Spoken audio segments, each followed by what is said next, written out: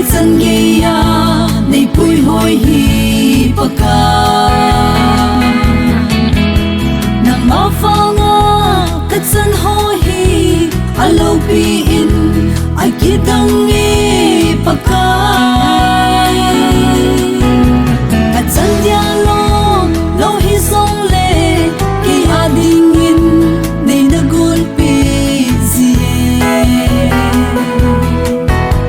Eidomsang jing kapakai nang nahi NEIPUI HOINA aloupi NEIPUI HOINA akidange kahim hibang loma kahinkho NEIPUI HOI jing Pakai Alamdangin kalung alhai tangei nale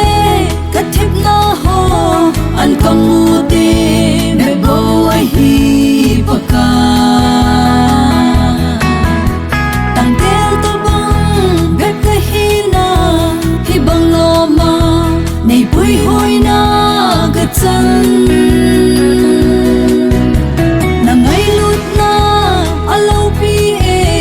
asimin zong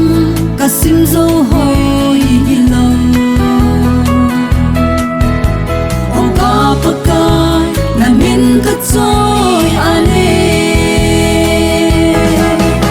NEIPUI HOINA aloupi NEIPUI HOINA akidange kahim hibang loma kahinkho NEIPUI HOI jing Pakai Alamdangin kalung alhai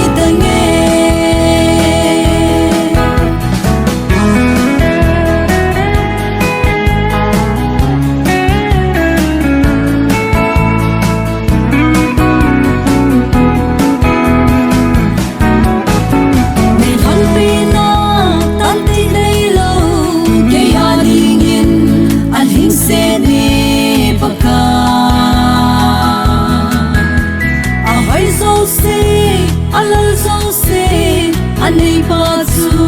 kapakai nang nahi nei sing ding kachan sing ding kakipana na thupahi ahi kakipana zo se nanga hi hen NEIPUI HOINA aloupi NEIPUI HOINA akidange kahim hibang loma kahinkho NEIPUI HOI jing Pakai Alamdangin kalung alhai